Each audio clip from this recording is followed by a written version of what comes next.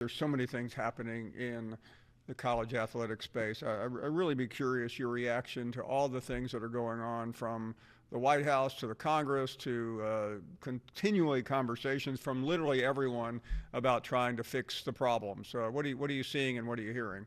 No, I have to be honest with you, Paul. After covering this almost every day for the last 5, 6 years for Extra Points, and even longer at other stages of my career, this might not be a popular thing to admit on my beat, but it's for me. I'm really tempted to check out for part of it because I feel like for my day-to-day role, it's been lurching from one blue collar commission to one panel to one group of people after another.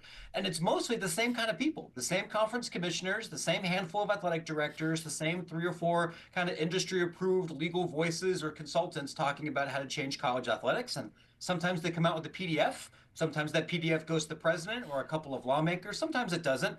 And then we go back to doing virtually exactly the same thing that we've been doing since 1905. So sure, I saw the presidential commission. I've seen the updates to the SCORE Act. I know what everyone's saying about, hey, maybe this conference needs to go alone when it comes to regulatory authority, or now we're gonna try this other thing. And I'm of the mind at this point where figure it out and send me the press release. Or be prepared to bring in completely different people to have these conversations. And if you're not willing to do that, I don't really see why any conversations that are happening now are likely to be meaningfully different from ones we've been having since 2022, 2023. And I'm not going to go through every one of them chapter and verse. We've been told as recently as early this week another executive order could be coming. The last one didn't do anything. We've Yeah. been told by the Speaker of the House and by several senators it's going to get through the House and get over the Senate. So again, I know you've already answered the question, but in spite of what we've seen, you're no more or no less optimistic. Is that correct? I think that's true. What I would say broadly, and I think this has been true the past couple of times we've talked, Paul, but broadly speaking, there are a number of both Republicans and Democrats that would like to pass policy that impacts college sports regulations, right? There's a more conservative side that tends to be leaning towards giving the NCAA the antitrust exemptions that it wants. There's a progressive side that tends to skew more towards organized labor. But there are areas where both sides can agree and potentially craft something.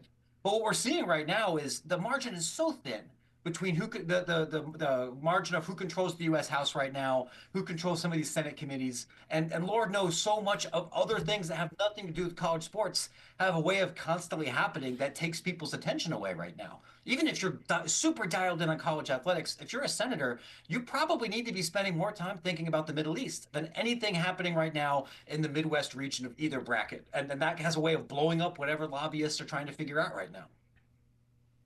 Well said. Can't top that. Matt, always great to talk to you. Appreciate your Thanks so honesty. much. You bet. Appreciate it.